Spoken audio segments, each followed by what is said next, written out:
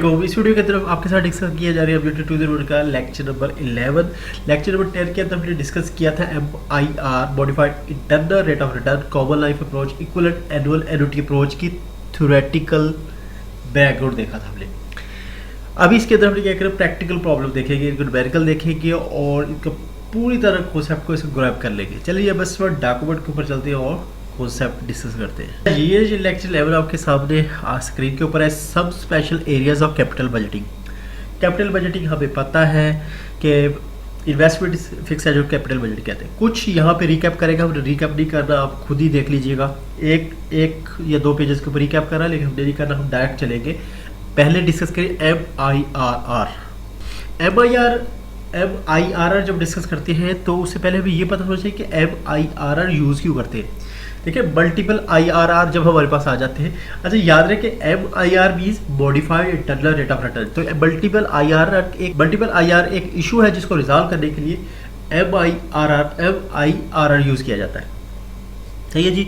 Reason क्या थी कि जब आपके पास एक से ज़्यादा साइन चेंज हो रहे हो, मीन्स कि आप पहले इन्वेस्टमेंट करते तो नेगेटिव कैश फ्लो लिया जाता है, फिर इनफ्लोज को पॉजिटिव लेते।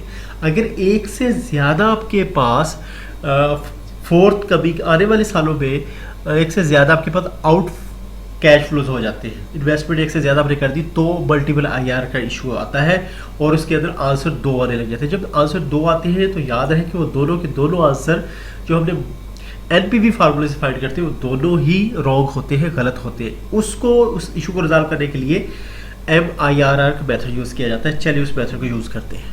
अच्छा MIR का थीम समझे पहले, MIR करेगा क्या। MIR उसके अंदर हमारे पास जो इन्वेस्टमेंट कर रहे होते हैं, उसके प्रोजेक्ट जो हमारा होता है उसके अंदर कैश फ्लोज होते हैं, इनवर्ट कैश फ्लोज भी जो आ रहे होते हैं और आउटवर्ड कैश फ्लो जो हमारी इन्वेस्टमेंट्स होती है, उनको सेपरेटली डील करता है। पहला पॉइंट। दूसरा पॉइंट ये है कि पर्पल वाला देखे कि डिस्काउंट कर देता है जितने भी कैश आउटफ्लोज थे, आपने जितनी भी आपने इन्वेस्टमेंट की थी उनको डिस्काउंट बैक करता है, जैसे हमने प्रेजेंट वैल्यू फाइंड करते थे, बिल्कुल उसी तरह करेगा। ठीक है जी। फिर क्या करेगा, जो इनफ्लोज थे, जो आपके पास रेवेन्यूज आए, इनफ्लोज थे, उनको compound all the inflows to the termination date. इसका मतलब यह है कि फ्यूचर वैल्यू उनकी फाइंड कर देगा। सही है, आसान लफ्जों में। अच्छा जी, अभी इसका फॉर्मूला देखते हैं। फॉर्मूला इसका यह है 1 + MIR की पावर n होल की power n CF with cash inflows. आपकी बुक के अंदर जो चेंजेस मैंने की हुई है वो मैंने क्लैरिफिकेशन के लिए ज़्यादा अच्छे तरीके से लिख दी। आप साथ ही पेन और पेंसिल के साथ वहाँ पे करेक्शन करते रहे, आपको आसानी रहेगी फ्यूचर में अंडरस्टैंड करने के लिए। CF कैश फ्लोज, बीस कोर्स वाले कैश फ्लो इनफ्लोज, उनको मल्टीप्लाई करना है 1 + K। K एक डिस्काउंट फैक्टर है, जिस तरह 1 + I हमने देखा था। 1 + K की पावर होल की पावर n - T। CF फिर नीचे over CF outflows further divided by, ये जो CF आउटफ्लोज जो है हमारे, उनको डिवाइड करना है 1 + K की पावर T, इसके वही प्रेजेंट वैल्यू ये डिस्काउंट करने वाला मेथड। अच्छा ये तो फॉर्मूला था MIR का, ये आपने याद करना। अभी यहाँ पे ये देखें, ये जो पर्पल में मैंने लिखा हुआ है, सॉरी सियान कलर है जिसको फिरोजी कहते हैं, उस कलर में मैंने लिखा हुआ है, ये इस तरह है। एक्चुअली ये पीछे वर्क कैसे कर रहा है ये फार्मूला, कि ऊपर वाला जो इनफ्लोज है उसको उस पर सेम वाला फार्मूला लगा जैसे प्रेजेंट वैल्यू फाइंड करते हैं। ठीक है, डिवाइडेड बाय फ्यूचर वैल्यू, जिस तरह हम डिस्काउंट बैक करते हैं, फ्यूचर वैल्यू को डिवाइड कर रहे थे 1 + T वाले फैक्टर के साथ, और हमारे पास प्रेजेंट वैल्यू निकाल रहे होते हैं, ऊपर हमने फ्यूचर वैल्यू निकाल रहे एक फार्मूला, वो है नीचे प्रेजेंट वैल्यू वाला। ये फार्मूला, ये वाला जो फार्मूला पर्पल में लिखा हुआ MIR वाला फार्मूला, वो एक्चुअली इस तरह पीछे वर्क कर रहा है। ये फार्मूला आपको समझाने के लिए मैंने ये लिखा है, ये वाला। ठीक है, इस फार्मूले को आपने याद नहीं करना, सर समझाने के लिए कंपेयर करके दिखाया आपको। सही हो गया जी। अच्छा अभी क्या था कि MIR जब आप यूज़ करते हैं तो टोटली डिफरेंट आंसर देगा और वही आंसर सही होगा। लेकिन बहुत सारी तारीफ़ें करने के बाद MIR की हम अभी प्रॉब्लम करते हैं कि प्रॉब्लम ये कुछ करके भी देगा कि सिर्फ इसकी तारीफ़ें करनी है हमने। लेकिन एक प्रोजेक्ट लेते हैं, इनिशियल इन्वेस्टमेंट उसकी -100 पीस के इन्वेस्टमेंट तो माइनस में शो की जाती है, और ईयर 1 के 500 कैश इनफ्लोज है और ईयर 2 के कैश आउटफ्लोज है, माइनस लगा हुआ कि आपने ईयर 2 के अंदर अगेन एक इन्वेस्टमेंट कर दी है। इसकी आप सिंपल IRR इक्वेशन के अंदर जब वैल्यू डालते हैं एनपीवी वाले फार्मूले के साथ, तो हमारे पास IRR के दो आंसर आए थे, ये 38 और 260%। ये जो लेक्चर 10 था उसके अंदर हम ये देख चुके हैं। सही है जी। तो याद रहे कि ये दोनों आंसर इनकरेक्ट होते हैं। अभी हम उसी हम सिंपल IRR वाला फार्मूला लगाए तो दो आंसर आए थे, वो दोनों गलत हैं। अभी हम यहाँ से शुरू करते हैं, अब IR वाला उसी प्रॉब्लम के ऊपर MIR वाला फार्मूला अप्लाई करते हैं। अच्छा जी, अभी ये फॉर्मूला तो आपको याद हो गया, मैंने कंपेयर करके भी दिखा दिया था। अब इसके अंदर जो नॉमेनक्लेचर है अभी इसको समझ लेते हैं क्या है। जो के था उसको डिस्काउंट फैक्टर आपने समझना है। डिस्काउंट फैक्टर ये आपकी बुक के अंदर यहाँ पे आई लिखा होगा, आपने इसको के कर लीजिएगा। तो आपने 10% ले लिया, risk free rate of return इतना ही होता है कि इजीली आप कहीं पे भी बैंक में पैसे रख दें तो आपको 10% तो एवं ही मिल जाते हैं। टी वो पीरियड है जिस साल के अंदर उसको रिप्रेजेंट करेगा, जिस साल के अंदर आपका कैश फ्लो हुआ है, चाहे आउटफ्लो हो चाहे इनफ्लो है। और एन आपको ये बताएगा कि प्रोजेक्ट की टोटल लाइफ कितनी है। अभी वैल्यू पुट करते हैं। अच्छा, 1+MIR बीस एन था यहाँ पे, ये एन लिखा हुआ है, ठीक है जी। और लाइफ कितनी थी प्रोजेक्ट की, जो हमने ऊपर अभी देखा 2 साल के लिए चला प्रोजेक्ट हमारा। सही हो गया जी। और हमारा 500 हमारा इनफ्लोज थे ऊपर, ठीक है जी। ये इनफ्लोज है ऊपर। आप ऊपर जब इनफ्लोज देखेंगे तो हमारा ईयर 1 के अंदर 500 का इनफ्लो हुआ है। 500 लिख दिया, मल्टीप्लाई किया 1 प्लस 0.5 ने के लिया 10%, और उसको 0.5 लिख सकते फ्रैक्शन में। और N2 था और -1, क्योंकि ईयर 1 के अंदर ये कैश फ्लो हुआ 500 का, तो हमने N2 है और T हमारा 1 है, 2 -1 कर दिया हमने। ठीक हो गया जी। अभी कैश आउटफ्लोज ये ओवर में है और हमारे पास दो कैश आउटफ्लोज, एक तो ईयर 0 के अंदर, ठीक है, या ईयर, ठीक है, उस, और दूसरा ईयर 2 के अंदर। अभी ये देखें कि 100 डिवाइडेड बाय 1.1 और दूसरी वैल्यू जो आ गई है वो है 500 की ईयर 2 के अंदर। सही है। अब 100 वाली थी ईयर 1 के अंदर, तो इसी फार्मूले में बार पुट करें कि कैश फ्लो 100 डिवाइडेड बाय 1.1 की पावर क्या होगा 1, T1 पे ईयर 1 वाली। ठीक हो गया। दूसरी क्या थी, दूसरे साल में हो रही थी हमारी 500 की, तो 500 डिवाइडेड बाय 1.1 की होल पावर 2, क्योंकि दूसरे साल में हो रहा है, तो नीचे जस्ट 2 लिखना अब दूसरे साल वाला। ये जो 2 प्रोजेक्ट लाइफ का नहीं है, याद रखिए कैश फ्लो वाले साल का है। अब इसको जब सिंप्लीफाई करेंगे तो 1.07 आंसर आ जाएगा। बाकी ये कैलकुलेशन बुक में नहीं थी, मैंने आपको सिंप्लीफाई कर दिया। 1+MIR और इसकी स्क्वायर रूट ले लें, स्क्वायर रूट के बाद जो आंसर आएगा उसको -1 करें। 3.44%। देखिए पहले हमने 38% आया था और 260 आया था सिंपल, जो हमने IRR के पुराने फार्मूले से किया था, तो आंसर वो गलत है दोनों। तो 3.44% आता है MIR। ये MIR जो एक्चुअली है इंटरनल रेट ऑफ रिटर्न नहीं, लेकिन इस मेथड को कहते हैं MIRR। ठीक हो गया जी। अच्छा, यहाँ पे वो कहता है ये मसला तो तब था जबकि कैश फ्लो, कैश आउटफ्लो एक से ज़्यादा बार हो जाती है। साइन चेंज जो कैश फ्लोज में था वो एक से ज़्यादा होता था, तब MIR वाला फार्मूला अप्लाई करना। वो कहता है ये तो था एक इशू। अब दूसरा इशू क्या हो गया, कॉमन लाइफ अप्रोच वाला मेथड देखते हैं वो क्यों था। कहता है जब आप एनपीवी की बेस पे प्रोजेक्ट को कंपेयर कर रहे हैं और आप देखते हैं कि जिन प्रोजेक्ट पे कंपेयर करो उनकी लाइफ के जो कैश फ्लोज हो तो डिफरेंट है। एक कैश फ्लो सिर्फ 3 साल के आ रहे हैं, दूसरे के 5 साल के आ रहे हैं। कहता है इस तरह के केस के अंदर आप अगर एनपीवी निकाल के कंपेयर करेंगे तो आप कंक्लूजन गलत निकाल लेंगे, तो इसलिए आपने कॉमन लाइफ अप्रोच निकाला कि उनकी लाइफ कवर कर रही है। ठीक है जी। अच्छा, इस मेथड की अब थीम समझे कि एक प्रोजेक्ट है उसकी है 4 साल लाइफ, जिनको हमने कंपेयर करना है। दूसरा प्रोजेक्ट है लाइफ उसकी 5 ईयर है। इन दोनों का कॉमन जो मल्टीपल निकलेगा, जैसे लीज कवर LCM जिसको कहते हैं, लीज कवर मल्टीपल जो निकलेगा वो 20 ईयर्स का निकला। सबसे पहले तो अपनी लीज कवर मल्टीपल निकाल लेना है। दूसरा काम हमने ये करना है कि जो 4 ईयर वाला प्रोजेक्ट है उसको आपने लीज कवर मल्टीपल 20 था, 20 डिवाइड बाई 4 के तो 5 आंसर आ जाएगा। ठीक है, तो आप इसको 4 ईयर वाले को 5 से मल्टीप्लाई करेंगे, जो 5 ईयर वाला उसको फिर कितने से होगा, वो 4 से हो जाएगा। तो इस तरह की लाइफ जो है हो जाएगी कॉमन, 20 के 20 कैश फ्लो हो जाएंगे दोनों के। सही है, रेप्लिकेट कर दिया हमने। फिर हम इसकी एनपीवी निकालेंगे 20 कैश फ्लोज के लिए, फिर जो आंसर निकलेगा उसकी बेस पे हम डिसाइड करेंगे। अभी इसका प्रॉब्लम देखते हैं। लीजिए एक बड़ी सिंपल सी एग्जाम्पल लेते हैं कि दो प्रोजेक्ट है हमारे पास, पहला प्रोजेक्ट देखते हैं उसकी जनाब सिर्फ एक कैश फ्लो भी 1 साल ही चला, उसकी इन्वेस्टमेंट पहले साल में हमने कर ली 100 रुपीज़ की, और ईयर 1 के अंदर हमें कैश फ्लो आ गया 200 रुपये का। सही हो गया जी। सिंपल एनपीवी कैलकुलेशन जो एक फार्मूला चला आ रहा है उस फार्मूले से करते हैं, और इसकी एनपीवी आ गई 82। सही है। अभी आप एनपीवी देखिए, आप जितने लेक्चर पढ़े एनपीवी आप फार्मूला अच्छे से याद कर ले, वही चलता आ रहा है। 82 निकाल ली हमने।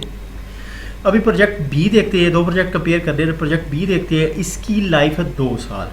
पहले साल में हमने इन्वेस्टमेंट कर दी और हमारे एंड के ऊपर एक कैश फ्लो आ गया, और दूसरे साल के एंड पे हमारे पास 200 का कैश फ्लो आ गया। डेफिनेटली जब हम अब सिंपल फार्मूले से अप्लाई करके हम निकालेंगे इसकी एनपीवी, तो जनाब निकलेगी 147 147 रुपये, और हमें पता है कि ये डेफिनेटली 82 से ज़्यादा है, तो हम फ़ौरन से पहले प्रोजेक्ट बी कहेंगे ये बेस्ट है और हम इसको अडाप्ट कर लेंगे, और जनाब हम सारी इन्वेस्टमेंट इसके अंदर कर देंगे। लेकिन बात वही है कि पहला जो प्रोजेक्ट था उसकी लाइफ है 1 साल, दूसरा प्रोजेक्ट है उसकी लाइफ है 2 साल। इधर हमने कॉमन लाइफ अप्रोच, और दूसरा मेथड है इक्वलेंट एनुअल एन्युटी अप्रोच। ये दोनों मेथड्स कोई भी लगाएंगे तो हमारा रिजल्ट सही आ जाएगा, वो अप्लाई करते हैं। अभी तक ये समझे है कि कॉमन लाइफ अप्रोच एक ऐसा मेथड है जो कि दोनों प्रोजेक्ट्स की लाइफ कैश फ्लोज जो होते हैं या लाइफ प्रोजेक्ट है वो सेव कर देते हैं। एक ऐसा मेथड है। कर कैसे रहा है? प्रोजेक्ट ए जैसे हमने कहा था 1 साल का था, उसका कैश फ्लो 1 ही आया था। देखिए जी, ईयर 0 के ऊपर ये 100 रुपीज़ की इन्वेस्टमेंट दिखा रहा है माइनस पे, और ईयर 1 के ऊपर 200 की आउटफ्लो दिखा रहा है, जो कि हमने ऊपर भी देखा कि यही वैल्यूज हमारे पास थी। रेप्लिकेट कैसे करना है, इसके कॉमन लाइफ मल्टीप्लाई कैसे निकलेगा? 2 साल का, एक साल का, इनको आपस में मल्टीप्लाई करें, 2 ईयर्स की कॉमन लीज कॉमन मल्टीपल निकल आया। अभी फिर जब निकल आता है तो हमने 1 ईयर वाले को 2 से मल्टीप्लाई करना है, 2 वाले को 1 से मल्टीप्लाई करेंगे, तो फिर इस तरह रेप्लिकेट हो जाएंगे। ये जनाब ये ब्लैक वाले हैं हमारे इसके एक्चुअल कैश फ्लोज। अभी रेप्लिकेट करना 2 से मल्टीप्लाई करने के लिए बीस इसका एक के कैश फ्लो और चाहिए हमें, तो हमने इसको ये जो ब्लैक वाला सर्कल लगाया हुआ है इसको समझिए कि ऐसे ही उठाया, और ये जो रेड वाला सर्कल है आगे जाके ऐसे प्लेस किया, तो समझिए रेड वाला सर्कल बन गया, और इसके अंदर ये वैल्यूज हमने पुट कर दी। ये हुआ क्या है कि अभी प्रोजेक्ट ए के 2 कैश आउटफ्लोज हो गए, ईयर 0 ईयर 1 के ऊपर 2 ही आउटफ्लो हो गए, ईयर 1 के ऊपर ईयर 2 के ऊपर। सही है। याद रखिए इधर रखने वाली बात कि जो ईयर 1 के ऊपर हम उनको कैश फ्लोज को अपर में, क्योंकि एक ही पॉइंट के ऊपर इनकर हो रहे वाकई हो रहे इंसिडेंट है दोनों का कैश फ्लोज का, तो हम इनको प्लस माइनस कर सकते हैं। तो 200 माइनस 100 करके हम इसको कैलकुलेशन आगे करें। प्रोजेक्ट बी को छेड़ने की जरूरत नहीं है क्योंकि इसकी लाइफ पहले ही 2 ईयर है। तो जो कॉमन लीज का मल्टीपल निकला होता है, सारे प्रोजेक्ट जितने भी प्रोजेक्ट होते हैं उनकी लाइफ उनके कैश फ्लोज को उतने बराबर कर दिया जाता है। क्यों 2 ईयर थे तो प्रोजेक्ट भी पहले 2 ईयर का था, उस पर हमने कुछ एडिशन नहीं की, ईयर 1 को हमने 2 ईयर वाला प्रोजेक्ट बना लिया। अभी इसके ऊपर वही सिंपल एनपीवी वाला फार्मूला अप्लाई करते हैं और रिजल्ट देखते हैं क्या निकलते हैं। नहीं जी, यहाँ पे वही फार्मूला अप्लाई किया हुआ, पहले देखते हैं प्रोजेक्ट ए की common life NPV. Common life इस वजह से कह रहे हैं एनपीवी से, क्योंकि कॉमन लाइफ मेथड लगा, इस वजह से कॉमन लाइफ एनपीवी कहा जा रहा है। ये फार्मूला देखे जी, सही है, इस पर कोई कन्फ्यूजन नहीं होनी चाहिए। वही ईयर 1 के ऊपर ये 200 माइनस 100 किया, क्योंकि एक ही पॉइंट के ऊपर दोनों कैश फ्लोज आ रहे हैं। और अभी प्रोजेक्ट ए की एनपीवी बन गई 156, जो कि सिर्फ 80 रुपीज़ थी। चाहिए जी। अभी प्रोजेक्ट 20 की कॉमन लाइफ एनपीवी देखिए तो 147 की रहेगी, क्योंकि इसकी हमने लाइफ को छेड़ना ही नहीं पड़ा, ये पहले 2 साल का था। तो अभी देखें एनपीवी की कॉमन लाइफ अप्रोच मेथड लगाया तो हमारा प्रोजेक्ट कोर्स हमें अभी सूट कर कोर्स ऑफ फिजिबल प्रोजेक्ट बन गया प्रोजेक्ट ए, जो कि पहले प्रोजेक्ट बी था। अभी जो इक्वलेंट, अभी हम बात कर रहे थे इक्वलेंट एनुअल एन्युटी अप्रोच के ऊपर। ये मेथड भी उसी केस में लगेगा कि जब दोनों प्रोजेक्ट्स की लाइफ कैश फ्लोज या लाइफ डिफरेंट होगी टोटल लाइफ प्रोजेक्ट। इसके अंदर हमने वही करना है मेथड। इसके अंदर ये जो थ्योरेटिकल थोड़ा टच दिया हुआ है, ये इसके अंदर कुछ बात समझाने वाली नहीं है, सच की मुश्किल हो आप इसको रीड करिए, समझ आ जाए कि मैं आपको मेथड एक्सप्लेन कर। ये वाला जो मेथड है ये भी पहले आपको सिंपल 2 प्रोजेक्ट जो ऊपर हमने डिस्कस किए उन्हीं की पहले सिंपल एनपीवी लिख के दिखा रहा है कि देख लीजिए एनपीवी पहले ये थी और मैं देखो इनके साथ क्या करता हूँ। ठीक है, अब अपना मैजिक दिखाने से पहले वो दिखाता कि इनिशियल वैल्यूज़ ये थी, जो कि हमने ऊपर कॉमन लाइफ अप्रोच में भी यही किया था। अच्छा, टू फाइंड EAA मींस के इक्वलेंट एनुअल एन्युटी फैक्टर, पहले हमने फैक्टर फाइंड करना है। सही है। फैक्टर का फॉर्मूला मैंने ये साफ करके अच्छा करके लिख दिया है। बुक के अंदर थोड़ी मिस्टेक है, आप उसको करेक्ट करके बल्कि ये लिख लीजिएगा, सही है जी। अभी मैं आपको इसके पहले इसके नॉमेनक्लेचर समझिए कि इसका जो एन है वही लाइफ ऑफ द प्रोजेक्ट है और आई जो है डिस्काउंट फैक्टर ही है। अभी प्रोजेक्ट ए की ये जो वैल्यूज़ थी हमारे पास, उसकी बेस पे प्रोजेक्ट ए का हमने ए फैक्टर फाइंड कर लेते हैं। 1 प्लस ये वाला फार्मूला मैंने वैसे ही लिख दिया है। अच्छा, आई क्या था हमारे पास 0.10, हमने वो risk free rate of return लिया था। प्रोजेक्ट ए की लाइफ क्या थी 1 ईयर, ठीक है। फैक्टर 1 प्लस आई नीचे ऊपर सिंपल वैल्यू पुट करके और हमने ये सारी वैल्यू पुट की और आंसर यहाँ पे ये सिंप्लीफाई किया, फिर आंसर आ गया 11। प्रोजेक्ट ए का ए फैक्टर आ गया 11। ये कैलकुलेशन मैंने बहुत अच्छे तरीके से बैड टाइम यूज़ करके लिख दी है, आपको कोई कन्फ्यूजन नहीं होगी। प्रोजेक्ट बी की लाइफ साइकिल क्योंकि इसका 2 ईयर प्रोजेक्ट था, वैल्यूज पुट करें इस फॉर्मूले के अंदर, ये वाला बन गया, ठीक है। सिंपल है, बिल्कुल क्लैरिटी है, ये आंसर आ गया। ये बुक में यहाँ पे भी मिस्टेक है, इसको करेक्ट कर लीजिएगा। और 5.76 इसका फैक्टर आ गया। अभी ये मेथड करता क्या, ये देखिए क्या करता है मेथड। ये मेथड की थोड़ी ब्यूटी है, मैं समझता हूँ ज़्यादा बेहतर है कि जो इनिशियल एलपीवी निकाली होती है ना अपने सिंपल फार्मूले के साथ कि कॉमन लाइफ अप्रोच में तो आप एलपीवी नहीं निकाल लेते, ये उसी एलपीवी को यूज़ करता है। जस्ट अपना एक फैक्टर निकालता है और उस फैक्टर को जो आपने पहले सिंपल एलपीवी फार्मूले से अप्लाई की होती है, कैलकुलेट की होती है, उसे एलपीवी से मल्टीप्लाई कर देता है और जो रिजल्ट आ जाता है कहता है इस रिजल्ट की बेस पे आप डिसाइड करो प्रोजेक्ट कौन सा सही है, तो वही एक्यूरेट होगा। अच्छा जी, अभी देखिए प्रोजेक्ट ए सिंपल एलपीवी 82 थी, 82 हमने लिख ली और फैक्टर हमारे निकाला था 11। प्रोजेक्ट ए के लिए 902 आ गया रुपीज़। प्रोजेक्ट बी का 147 एलपी थी और 5.76 हमने फैक्टर निकाला था, आंसर आ गया 847। अभी एलपीवी की बेस पे आप खुद ही कंपेयर करके देख लें कौन सा प्रोजेक्ट बेहतर है, तो प्रोजेक्ट बी बेहतर है, सॉरी प्रोजेक्ट ए बेहतर है। तो देखिए जो इनिशियल सिंपल एलपीवी मेथड था उसमें प्रोजेक्ट ए को हमने कहा था कि ये सही नहीं है, प्रोजेक्ट बी ठीक है। हमने कॉमन लाइफ अप्रोच उनकी हमने एक उसकी लाइफ इक्वल की, प्रोजेक्ट की कैश फ्लो इक्वल किए और उस मेथड से भी और इक्वल एनुअल एनुटी अप्रोच से भी हमने जब किया तो हमने देखा तो प्रोजेक्ट ए बेहतर था। तो बीस कितना फ़र्क पड़ता है, कैश फ्लोज इक्वल होने चाहिए, प्रोजेक्ट की लाइफ इक्वल होनी, तब प्रोजेक्ट को आप कंपेयर करें। अभी कुछ इसका प्रैक्टिकल व्यू दिखाना चाह रहा है कि जो आपने इतनी बातें की है, कॉमन लाइफ अप्रोच डिस्कस कर लिया है, आईआरआर डिस्कस कर लिया है, कह रहे हैं अगर प्रैक्टिकल सेंस पे आप बात करें तो कैसे इसको अप्लाई कर सकते हैं। कि कहता है कि एक दर्जी है, टेलर है, वो मशीन उसके ज़ाहिर सिविंग मशीन जो होती है वो सबसे इम्पोर्टेंट उसका एक एसेट होता है और उसका मशीन ही सारा कुछ होता है, उसी और सारा कुछ हो रहा है। कह रहा है कि वो उसको क्या करना चाहिए कि क्या वो यूज़फुल लाइफ एक ऐसी मशीन जैसे 10 ईयर वो ले ले या जिसकी 3 ईयर मशीन है उसकी ले ले। कह रहा है इसके आप एडवांटेज डिसएडवांटेज डिस्कस करते हैं। ये सब ले एक जेडीबी है, केस दे दिया, उसको एक्सप्लेन कर रहा है हमें कैसे। कह रहा है जी disadvantage of asset with long life, means आपने 10 साल वाली मशीन ली तो उसका क्या फ़ायदा होगा। फ़ायदा ये होगा कि आपने उसके अंदर जो मनी इन्वेस्ट की है तो उसके जो आने वाले कैश फ्लोज है, मीन्स उसके ऊपर कपड़े सिलाई कर रहे हैं तो और ड्यूरेबल भी है, तो 10 साल तक आपको परेशानी दूर होगी, ये इसका एक फ़ायदा है। कहता नुकसान इसका क्या ये है कि आपने 10 साल जो मशीन ले ली आपने, 8 हो सकता है 5-6 साल के बाद कोई ऐसी मशीन आ जाए जो उसकी एफिशिएंसी बहुत बेहतर हो, ठीक है, स्मूथ हो, बस बहुत सारे उसके फीचर आ सकते हैं, मोटराइज्ड हो। तो कहता है इससे फिर टेक्नोलॉजी बेटर क्वालिटी की लोअर कॉस्ट से आप महरूम हो जाएगी, ये इसका डिसएडवांटेज है।